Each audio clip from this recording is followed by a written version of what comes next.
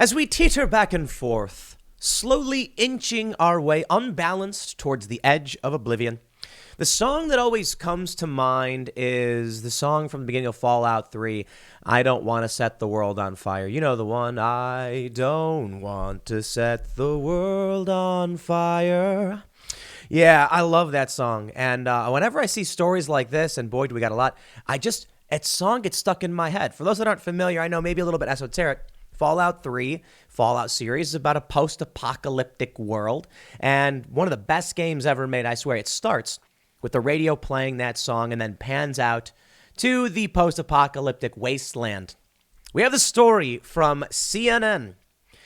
DeSantis proposes new civilian military force in Florida that he would control. Now, of course, people don't really understand the greater context of a civilian defense force. I believe there exists like 23 in the United States. It's not actually that uncommon. I believe this one would be a volunteer force. It'd be funded to the tune of a couple $1 million. And it basically provides Ron DeSantis a workforce that can handle things like emergencies, disasters, emergency preparedness, kind of like the National Guard. The National Guard is under Pentagon control for the most part. So Ron DeSantis is like, we should have something like this in Florida that would help us respond better to crises and not have to deal with Joe Biden. Now, on the surface, it doesn't actually sound like that big of a deal, in my opinion. But I think it can be. On the left, however, they're screaming Gestapo, claiming Ron DeSantis is trying to create a Gestapo. I think there's actually something here that's worth talking about.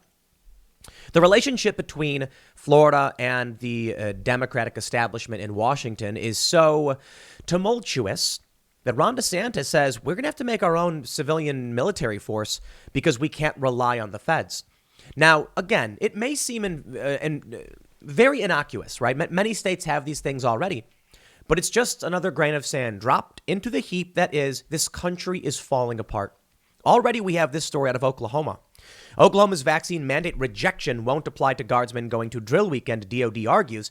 In this story, they actually talk about how the Pentagon said, if you do not mandate vaccines for the Oklahoma National Guard, you will fall out of sync with the federal National Guard and you will effectively be state militia. And then we have this. Young people in great numbers actually believe there is a high chance of a second civil war. So yeah, when these stories all start lining up, the one thing I think of is that I don't want to set the world on fire. I just want to start a flame in your heart. It's a great song, by the way, regardless of whether or not you're a fan of the Fallout series. CNN reports Florida Governor Ron DeSantis wants to reestablish a World War II-era civilian military force that he, not the Pentagon, would control. DeSantis pitched the idea Thursday as a way to further support the Florida National Guard during emergencies like hurricanes. Considering Florida has a really high chance relative to everywhere else of getting slammed by hurricanes, this seems like not that big a deal to me. The Florida National Guard has also played a vital role during the pandemic in administering COVID-19 tests and distributing vaccines. But in a nod to the growing tension between Republican states and the Biden administration over the National Guard, DeSantis also said this unit, called the Florida State Guard, would be not encumbered by the federal government. He said this force would give him the flexibility and the ability needed to respond to events in our state in the most effective way possible. DeSantis is proposing bringing it back with a volunteer force of 200 civilians, and he is seeking $3.5 million from the state legislature in startup costs to train and equip them. States have the power to create defense forces separate from the National Guard, though not all of them use it. If Florida moves ahead with DeSantis' plan to reestablish the civilian force, it would become the 23rd active state guard in the country. So I'm wrong. 22 other. Florida would be 23rd. DeSantis' office said in a press release joining California, Texas, and New York, these guards are little-known auxiliary forces with origins dating back to the advent of state militias in the 18th century. While states and the Department of Defense share control of the National Guard, state guards are solely in the power of the governor. The proposal from DeSantis comes in the heels of Defense Secretary Lloyd Austin's directive warning that National Guard members who refuse to get vaccinated against the coronavirus will have their pay withheld and barred from training. Oklahoma Governor Kevin Stitt, a Republican, had requested an exemption for Guard members in his state. It's actually getting really bad. We have this story from The Hill. Oklahoma sues to exempt National Guard from Pentagon vaccine mandate. The fear is they're going to get discharged. These National Guardsmen are going to be like, we out. And then Oklahoma and Florida likely will not have a civil defense force. So they have to make one because you can't rely on the federal government. Now, we'll get to those stories, but I want to make sure I highlight the wonderful world of Twitter because Gestapo is currently trending. Why? DeSantis wants to create his own Gestapo in Florida, but the people who favor vaccine mandates are the Nazis. Okay. One person said DeSantis is forming a Gestapo police force in Florida, a state that already requires you to report your party affiliation before you can attend a college in the state. Be very afraid. I think the one tweet I just read before, this guy's being sarcastic. Oh, he wants to make a Gestapo, but the people who want the mandates are the Nazis. Sure. I see what he's saying. Yeah, he's on the left. It's hard to parse. He's saying, you want to call the people who want mandates Nazis, but you're making a Gestapo?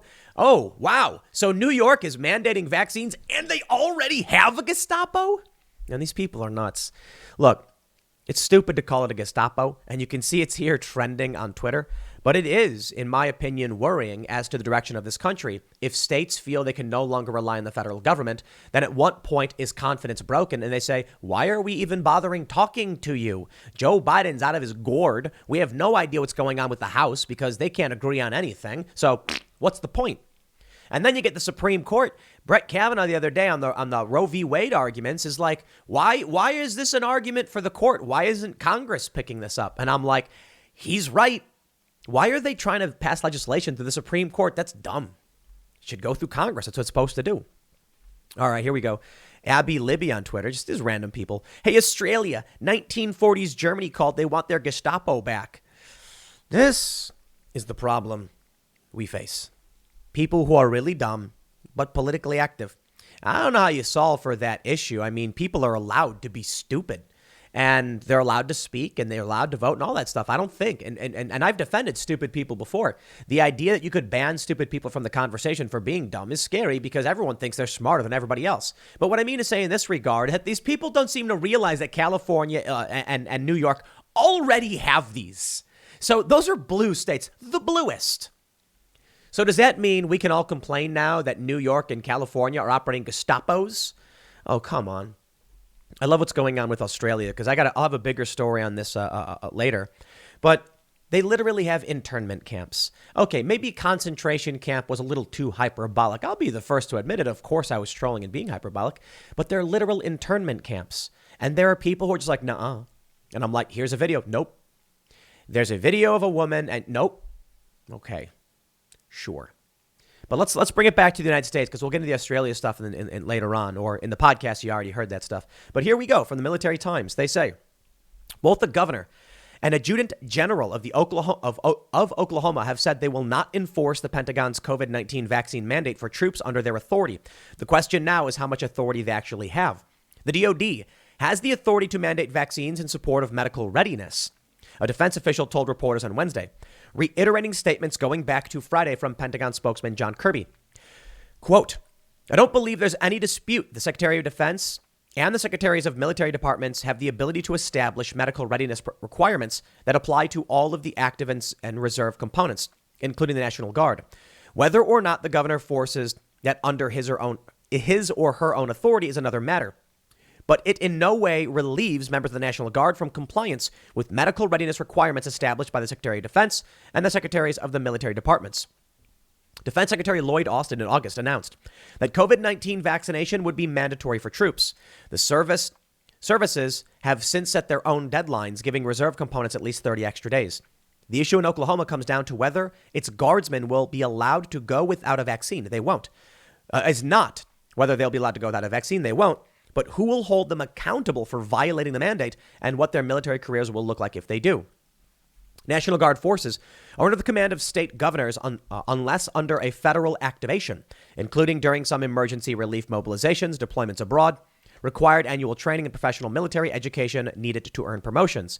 It also includes federally funded monthly drill weekends, during which the guardsmen earn days toward their total time in service to be eligible for federal veteran benefits. So while Oklahoma guardsmen might be able to activate on state orders or participate in state training, they will not be eligible for the most basic commitments of their jobs in uniform and will be subject to repercussions handed down by the Army or Air Force. Oklahoma Governor Kevin Stitt said in a November 2nd letter that 10% of the state's troops had refused the vaccine and called the DOD's mandate irresponsible. I'm not going to speculate as to what actions Secretary of Defense or Secretary of the Military Departments might take as the deadline approaches. National Guard units are unique in that they are a hybrid of state militia and federal troops. So an Oklahoma National Guard soldier who isn't vaccinated by June 30th can still show up for drill, for example, but they wouldn't be entitled to pay for it. The question becomes then how the Pentagon or the services will hold troops and their chains of command accountable for eschewing the mandate. Quote, I'm not going to speculate as to how any actions might actually be taken by the department in the future. One possibility is that the Army and Air Force will have to do their own audit for Guard troops. In Oklahoma, where the top general has said he won't enforce the mandate, the services may not be able to rely on those lower level leaders. In that case, they would have to reach down to get a list of troops who would be separated and possibly levy consequences on any leaders who did not enforce the mandate. Defense Secretary Austin has not spoken to the governor or Adjutant General Kirby told reporters Tuesday. Now, it's somewhat of a separate issue, but the interesting thing here was that in the story, they brought up how the Pentagon or someone there basically said if they don't do this, they will become state militia. The reason I bring it up in this context is because we have this story here from NPR. Young Americans are raising alarms about the state of U.S. democracy in a new poll. In the story from NPR, they say, the Harvard Youth Poll is one of the most extensive efforts to poll young Americans who are notoriously difficult to survey. The poll of 2,109 18 to 29-year-old U.S. residents was conducted between October 26 and November 8th with interviews in English and Spanish. The poll also found that nearly half of young Republicans say there is a 50% chance or better that they will see a second civil war in their lifetimes, compared to 32% of young Democrats and 38% of independent or unaffiliated voters. Della Volpe said that along with Republicans, young people without college experience, Latino young people, and those who indicated they lived in small towns were more likely to say they believed a civil war could occur in their lifetimes. And why is that? Well, I'll tell you this. For the Democrats being the lowest percentage, but still at about 1/3 of young Democrats believe they could see or believe there is a chance that they, or better, they could see a second civil war. The reason I think they're the lowest, they get their news from CNN, MSNBC, etc. And while those outlets have discussed the potential for civil war, they're keeping those people in a bubble. Republicans, of course, are more likely to watch independent, individual-based news sources, and thus they probably have their ear to the ground a bit better. The same is true for independent voters and unaffiliated, 38%, still much lower than Republicans. But there's also the possibility that when it comes to political power, Democratic young people are like, there won't be a civil war because we're winning. And that could be it.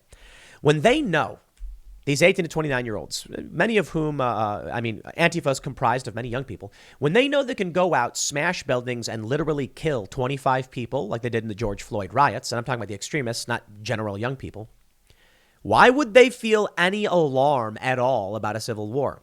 Well, apparently 1/3 do. But perhaps there is a large portion of them who are either ignorant or also feel like, look, every time Antifa or BLM goes out and kills people, and they've done it many times, I'm not acting like it's hundreds of people. We had 25 dead in the George Floyd riots. We had Aaron Danielson. Nothing happens. When that dude in Waukesha got in his SUV and he had expressed support for Black Lives Matter and black nationalism, and then he mowed down 60 plus people, killing 6 and injuring, I believe, like 60.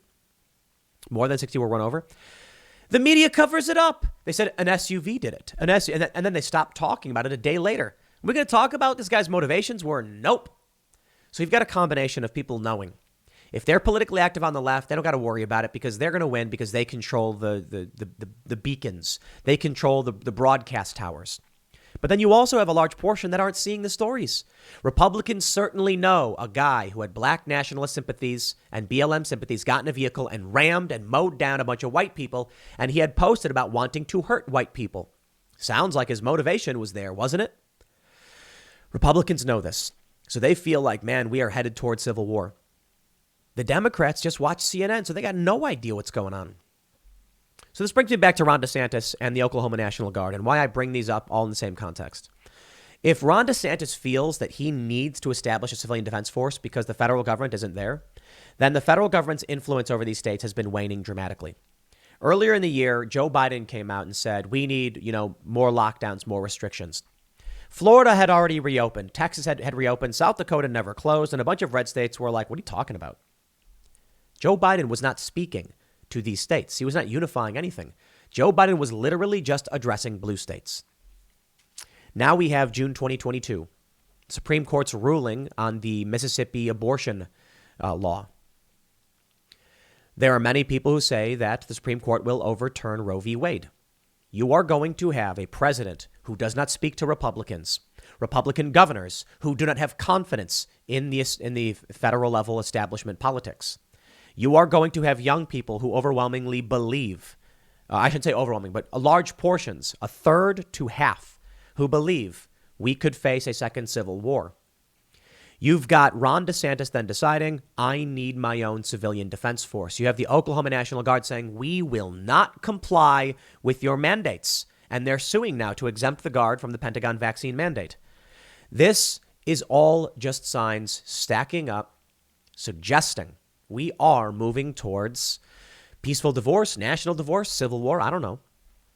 So people say, when I talk about things that are all factually correct, unless The Hill and CNN and Military Times and NPR have made all of this stuff up, I think they're decent news sources, so I tend to trust them, but they get things wrong. They say, well, you may be telling the truth, but it's fear-mongering. I don't know, man. I mean, to be fair, maybe. I just talk about things that give me pause, that I'm passionate about. And I suppose the issue is then people agree enough to listen. I don't know what to say. I tweeted a video about Spider-Man. We got a new show on timcast.com, Pop Culture Crisis. Guess what? We got a video talking about Spider-Man. Because I like Spider-Man. I'm really excited for the new Spider-Man movie. I don't only talk about that. I made a show to talk about other stuff. We have the Cast Castle vlog. We're having hot dogs. I ordered a bunch of hot dogs from Chicago. Oh no, the conspiracy theorists are alarmed. Yeah, it's called Portillo's. It's awesome. If you've ever been to Chicago and you got to get a Portillo's hot dog, Chicago style, the pickle and the celery salt and the peppers and the tomato and the onions. I tell you what, Chicago's got hot dogs done right. They also got deep dish pizza. But we got a vlog going up. We're going to be grilling hot dogs outside, and it's going to be fun. Because we don't just talk about that. And that's why I think it's really important that we have Tales from the Inverted World. And I think it's really important why we have Pop Culture Crisis, the new show we just launched. The YouTube channel is up. Go check it out. Go find it. And you can hang out with the crew as they talk about Spider-Man. And Brendan Fraser may do another Mummy movie. That, I think, would break the box office. I would be so excited to see that. Because I'm like, look, I've got some channels where I talk about things that worry me politically. And I don't want to just make content that has people constantly on edge. But I see this stuff and it puts me on edge and I want to talk about it. I think it's fair to also say I read about, Marvel movies and Spider-Man and pop culture stuff. And I'm like, we should definitely make some of that too. Have it on the website and have like a general just like, I don't know, content, culture, all that good stuff. Because while it is true all this bad stuff is happening and the grains of sand are being added to the heap, and I think we are genuinely heading in this direction, we do need to make sure we're being rational, reasonable, and remaining calm. But this is the problem I see with all of this and why I bring up this culture stuff. I'm not making it up when I read to you from thehill.com, Oklahoma sues to exempt National Guard from Pentagon vaccine mandate. And if you read the story, on its face, you might just be like, I don't know. But then when you're someone like me, here's my issue. I have a pretty good memory. Not a perfect memory. I have a pretty good memory. I used to do nonprofit fundraising. You guys know this, where I would talk to people on the street. They would hand over my credit cards. I could see the credit card and photographic memory, the 16-digit code on it. Giving me about a second to take a mental picture, and then I would just remember that 16-digit code.